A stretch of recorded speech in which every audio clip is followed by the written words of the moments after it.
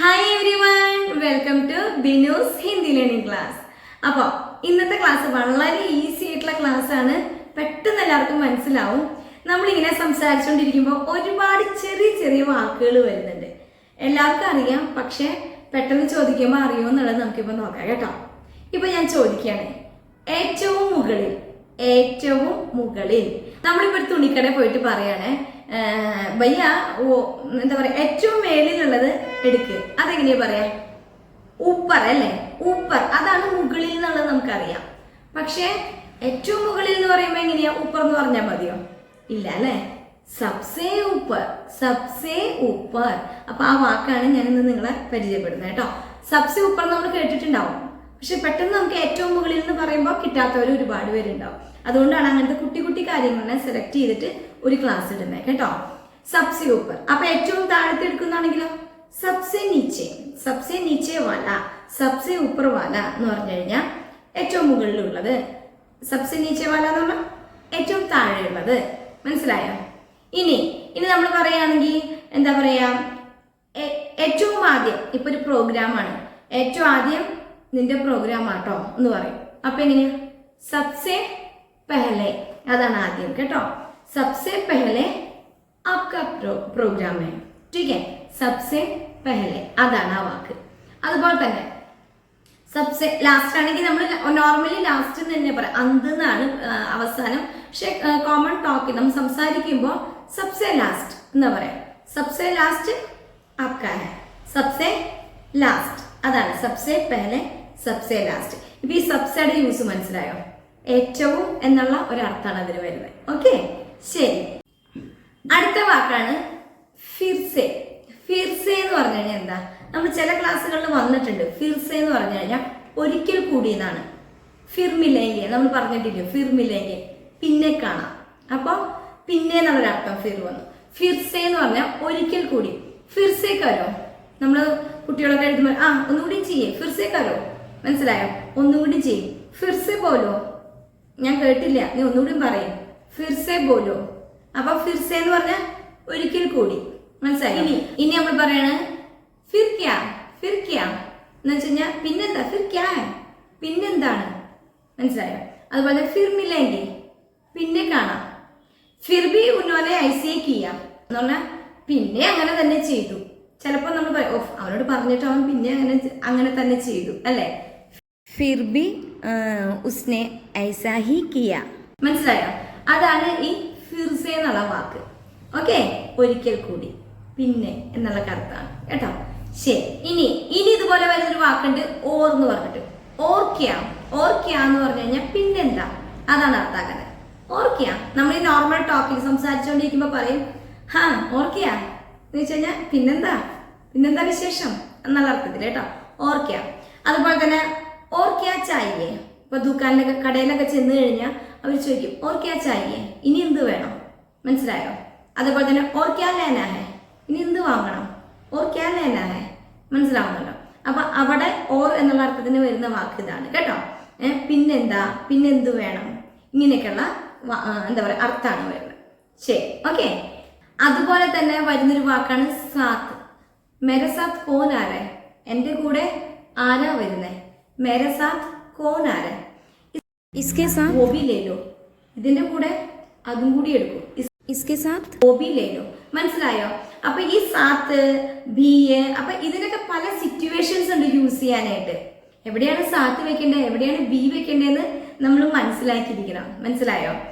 Okay, അപ്പൊ ഇതെല്ലാം കൂടെ എന്നുള്ള അർത്ഥത്തിൽ വരുന്നതാണ് കേട്ടോ. ശരി, ഇനി നമുക്ക് കേൾക്കുന്നൊരു വാക്കാണ് കാഫി. കാഫി, കോഫി അല്ല കേട്ടോ, കാഫി. കാഫി എന്ന് പറഞ്ഞു കഴിഞ്ഞാൽ ധാരാളം അല്ലെങ്കിൽ വളരെ എന്നൊക്കെ അർത്ഥം വരുന്നുണ്ട്. ഓക്കെ, അപ്പൊ ഏത് സിറ്റുവേഷനിൽ ധാരാളം എന്ന് വരുന്നത്? ഏ കാഫി ഹേ എന്ന് പറയാണ്, ഇത് ധാരാളമാണ്. ഇതിപ്പോ നമ്മൾ ഡെക്കറേറ്റ് ചെയ്യുകയാണെങ്കിലും ഇത് മതിയോ? ഏ കാഫി ഹേ, ഇത് നമുക്ക് ധാരാളമാണ്. ഇവൻ ഭക്ഷണമായാലും ഏ കാഫി ഹേ, ഇത് ധാരാളമാണ്, മനസ്സിലായോ? അതാണ് കാഫി, ധാരാളം എന്ന് പറയുന്നത്. ഇനി നമ്മൾ വളരെ എന്നുള്ള അർത്ഥം വരുന്നത് എവിടെയാണ്? ഏ കാഫി അച്ചാ ഹേ, ഇത് വളരെ നല്ലതാണ്. ഏ കാഫി അച്ചാ ഹേ, വളരെ നല്ലതാണ്, മനസ്സിലായോ? അപ്പൊ ഒരു വാക്ക് തന്നെ പല സിറ്റുവേഷനിൽ നമുക്ക് യൂസ് ചെയ്യാൻ വരുന്നുണ്ട്. ഓക്കെ, ശരി, അടുത്ത വാക്കാണ് ബീച്ച് മേ. ബീച്ച് മേ എന്ന് പറഞ്ഞു കഴിഞ്ഞാൽ എന്താ പറയുന്നത്, നടുക്ക്, ഇടയിൽ എന്നുള്ളൊരു അർത്ഥമാണ് കേട്ടോ. പലർക്കും അറിയാം അല്ലേ? ശരി, അപ്പൊ ഞാൻ എന്തെങ്കിലും വസ്തു കാണാണ്ടായി ഞാൻ ഇങ്ങനെ പറയുകയാണ്, ഇതിന്റെ രണ്ടിന്റെ ഇടയിൽ ഞാൻ വെച്ചിരുന്നു. ये दोनों के बीच में रखी थी, मैं ये दोनों के बीच में रखी थी, रखा था. മനസ്സിലായോ? ഇതിന്റെ രണ്ടിന്റെ ഇടയിൽ വെച്ചിരുന്നു. അതുകൂടാതെ മറ്റൊരു സിറ്റുവേഷനിൽ ഇപ്പോൾ നല്ല എന്താ പറയാ സുഹൃത്തുക്കളായ രണ്ടുപേര് കുറച്ച് നാൾ നമ്മൾ കാണുകയാണ്, അവർ സംസാരിക്കുന്നില്ല, അല്ലെങ്കിൽ അവരുടെ ഇടയിൽ എന്തെങ്കിലും ഇഷ്യൂസ് ഒക്കെ ഉണ്ടായി. അപ്പൊ നമ്മൾ എങ്ങനെയാ പറയാ, ഇൻ ദോനോ കെ ബീച്ച് മേ ക്യാ ഹുവാ, ഇവരുടെ ഇടയിൽ എന്ത് പറ്റി, ഇവരുടെ ഇടയിൽ എന്ത് പറ്റി, ഇൻ ദോനോ കെ ബീച്ച് മേ ക്യാ ഹുവാ. മനസ്സിലായോ? ഓക്കെ. ഇനി ഇതുപോലെ വരുന്ന വാക്കാണ് മേ ബി. ബി എന്ന് പറഞ്ഞു കഴിഞ്ഞാൽ കൂടെ എന്നുള്ള അർത്ഥം. മേ ബി ആരഹാവും, ഞാനും കൂടെ വരുന്നു, മേ ബി. മനസ്സിലായോ? ഓ ബി ലേലോ, എ ബി ലേലോ എന്ന് വെച്ച് കഴിഞ്ഞാൽ ഇതും കൂടെ എടുത്തോളൂ, എ ബി ലേലോ. മനസ്സിലാ? ആ കൂടെ എന്നുള്ള അർത്ഥത്തിൽ വരുന്ന വാക്കാണ് ബി എന്ന് വരുന്നത്. ഓക്കെ, ശരി. അടുത്തൊരു വേർഡാണ് ജോ. ജോ ഞാനൊരു ക്ലാസ്സിൽ പറഞ്ഞിട്ടുണ്ട് അല്ലേ. ജോ എന്ന് പറഞ്ഞു കഴിഞ്ഞാൽ അതുപോലെ എന്ന് വെച്ച് കഴിഞ്ഞാൽ പറഞ്ഞുതരാം. आपने जो बोला था वो सही था എന്ന് വെച്ച് കഴിഞ്ഞാൽ ഒരു കാര്യം പറഞ്ഞു വെച്ചിട്ടുണ്ട്, ആ കാര്യം നമ്മളിപ്പോൾ പറയുന്നില്ല. താങ്കൾ എന്താണ് പറഞ്ഞിരുന്നത് അത് ശരിയായിരുന്നു. आपने जो बोला था वो सही था, അത് ശരിയായിരുന്നു. മനസ്സിലായോ? അപ്പൊ അവിടെ പറഞ്ഞ കാര്യത്തിന് നമ്മൾ കാണിക്കുന്ന ഈ ജോ എന്ന ഒറ്റ വാക്കുകൊണ്ടാണ്. ആ കാര്യം മുഴുവൻ നമ്മൾ പറയുന്നില്ല. ചിലപ്പോൾ വലിയ സ്റ്റോറി ആയിരിക്കാം. മനസ്സിലായോ? അപ്പൊ നമുക്ക് പറയാൻ പറ്റത്തില്ല അല്ലെ. അപ്പൊ അതിനു വേണ്ടി ചെറുതായിട്ട് സിമ്പിൾ ആയിട്ടുള്ള ഒരു കാര്യമാണ് ഈ ജോ. ഇനിയിപ്പോ നമ്മളൊരു ഷോപ്പിൽ പോയിട്ട് ആ വ്യക്തി അവിടെ നിൽക്കുന്ന ആളോട് പറയാണ്, ഞാൻ ഇന്നലെ വന്നപ്പോൾ കാണിച്ച അത് തന്നെ എന്നെ കാണിക്കൂ. ജോ കൽ ദിക്കായ താ വഹി ദിക്കാവൂ എന്ന് വെച്ച് കഴിഞ്ഞാൽ ഏതാണോ ഇന്നലെ കാണിച്ചത് അത് തന്നെ കാണിക്കൂ എന്നുള്ള അർത്ഥമാണ്. മനസ്സിലായോ?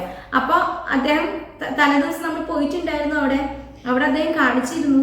അപ്പൊ ആ വസ്തു നമ്മൾ ആൾക്കറിയാം ആളേതാണ് കാണിച്ചിരുന്നത്, അതാണ് നമ്മൾ കാണിച്ചു കൊടുക്കുന്നില്ല. आपने जो कल दिखाया था वही दिखाओ, അതാണ് ജോ എന്ന് പറയുന്നത് കേട്ടോ.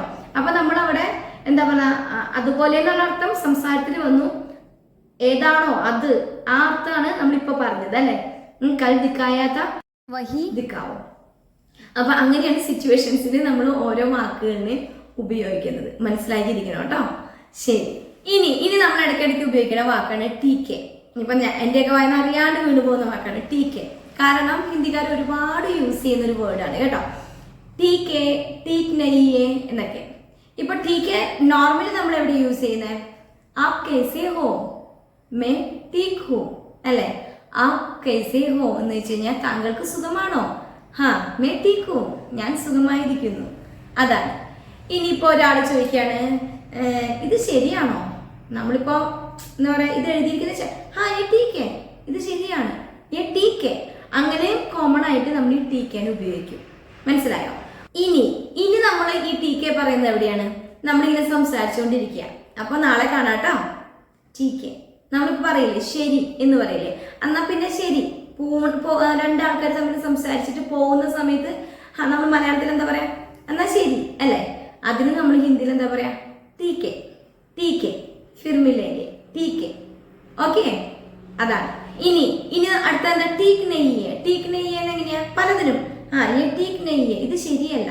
ഇപ്പൊ എഴുതിയതാണെങ്കിൽ അയ്യ ടീക് നെയ്യേ ശരിയല്ല എന്ന് പറയാം. അതുപോലെ തന്നെ എങ്ങനെയാണ്, ഐസെ ബോൾന ടീക് നെയ്യേ, അങ്ങനെ പറയുന്നത് ശരിയല്ല. ഐസ ബോൾന ടീക് നെയ്യേ, അതും ടീക് നെയ്യേ എന്നാണ്. ഇനിയിപ്പോ നമ്മൾ എന്തെങ്കിലും ഖരാബ് എന്താ പറയാ, ഫാൻ ഖരാബാണ് എന്ന് പറയില്ലേ, ഫാൻ ഖരാബ് ഹെ, പങ്ക ഖരാബ് ഹെ, അവിടെ നമ്മൾ വോ ടീക് നെയ്യേ അങ്ങനെയും പറയാം. മനസ്സിലായി? ഖരാബ് എന്നുള്ള സ്ഥലത്തും ടീക് നെയ്യേ നമ്മൾ യൂസ് ചെയ്യും. സംസാരത്തിന് ആൾക്കാർക്ക് ഏതാണ് എളുപ്പമായിട്ട് വരുന്നത്, അവർ പലരും പല രീതിയിലാണല്ലോ സംസാരിക്കുന്നത്. അപ്പൊ ഇതെല്ലാം സംസാരത്തിൽ നിങ്ങൾ കേൾക്കാൻ പോകുന്ന വാക്കുകളാണ്. അപ്പൊ സിറ്റുവേഷൻസ് അനുസരിച്ച് അതിന്റെ അർത്ഥം മനസ്സിലാക്കിയെടുക്കണം. ഓക്കെ, ശരി. ഇനി ഒരു വാക്കാണ് ന. പലയിടത്തും കേൾക്കാം കേട്ടോ ന എന്ന് പറയുന്നത്. ഇപ്പൊ ഞാൻ പറയാണ്, എസ കർണ ഹെന, ഇങ്ങനെ ചെയ്യണോ അല്ലേ. അവിടെ ആ ന എന്ന് പറയുന്ന ഒരു ഫുൾ സ്റ്റോപ്പ് പോലെ നമ്മൾ യൂസ് ചെയ്യുന്നതാ. മനസ്സിലായോ? ഐസ കർണ ഹെന. അതുപോലെ തന്നെ ഉസ്നെ ബോലാ താന, ഉസ്നെ ബോലാ ഥാന, അവൻ പറഞ്ഞിരുന്നില്ലേ, അതാണ് ഉദ്ദേശിക്കുന്നത്. ഉസ്നെ ബോലാ ഥാന. ഓക്കെ, അവിടെ ആ നാ വന്നു. ഇനി അതുപോലെ തന്നെ നമ്മൾ എന്താ പറയുന്നത്, ആപ് കരോഗേന, ആപ് കരോഗേന, നീ ചെയ്യില്ലേ, അതാണ് ഉദ്ദേശിക്കുന്നത്. മനസ്സിലായ? അതൊരു അറ്റാച്ച്മെന്റിൽ നമ്മൾ സംസാരിക്കുമ്പോൾ വരുന്നതാ. ആപ് കരോഗേന, നീ ചെയ്യില്ലേ, അതാണ് അതിന്റെ ടോൺ. മനസ്സിലായോ? അതുപോലെ തന്നെ വരുന്ന ഒരു വാക്കാണ് തോ. തോ എന്നും നമ്മൾ ഈ എന്താ പറയുക ഫ്ലുവൻ്റ് ആയിട്ട് സംസാരിച്ചുകൊണ്ടിരിക്കുമ്പോൾ ഇടയിൽ നമുക്ക് ഒരു ഫ്രീ ആയിട്ട് കിട്ടാൻ വേണ്ടി നമ്മൾ യൂസ് ചെയ്ത് തുടങ്ങും. മനസ്സിലായോ? ഞാൻ ഇതിപ്പോ പറയണേ, നീ അങ്ങനെ ചെയ്താൽ അടി മേടിക്കും. പൈസ കിയാത്തോ മാർ പടേകി, ആ പൈസ കിയാത്തോ മാർ പടേകി എന്ന് പറഞ്ഞാൽ എന്താ, നീ അങ്ങനെ ചെയ്താൽ അടി കിട്ടും. അപ്പൊ അവിടെ എന്താ വന്നത്, ആ തോ അല്ലെ, തോ ആ പൈസ കിയാത്തോ, ആ പൈസ കിയാത്തോ, അങ്ങനെ ചെയ്താൽ എന്നാണ് അവിടെ തോയിന് അർത്ഥം വന്നത്. മനസ്സിലായോ? ഓക്കെ, ശരി. ഇനിയിപ്പോ നമ്മൾ ആരോടെങ്കിലും പറയാണ്, ഫ്രണ്ട്സിനോട് ആരോടും എന്തെങ്കിലും തമാശ രീതിയിൽ പറഞ്ഞു, അവനെ ഹേർട്ട് ചെയ്തു എന്ന് വിചാരിക്കും. അപ്പൊ നമ്മള് മേ തോ ഐസേ ഹി ബോലാ താ, മേ തോ ഐസേ ഹി ബോലാ താ, മേ തോ ഐസേ ഹി ബോലാ താ. അവിടെ തോ യൂസ് വന്നാണ്ടോ, അതിനെന്താണ് അർത്ഥം എന്താണെന്ന് മനസ്സിലാക്കാൻ പറ്റില്ല. നമ്മൾ എന്താ പറയാ, സംസാരിക്കുന്നതിന്റെ ഒരു ഫ്ലുവൻസിയാണ്.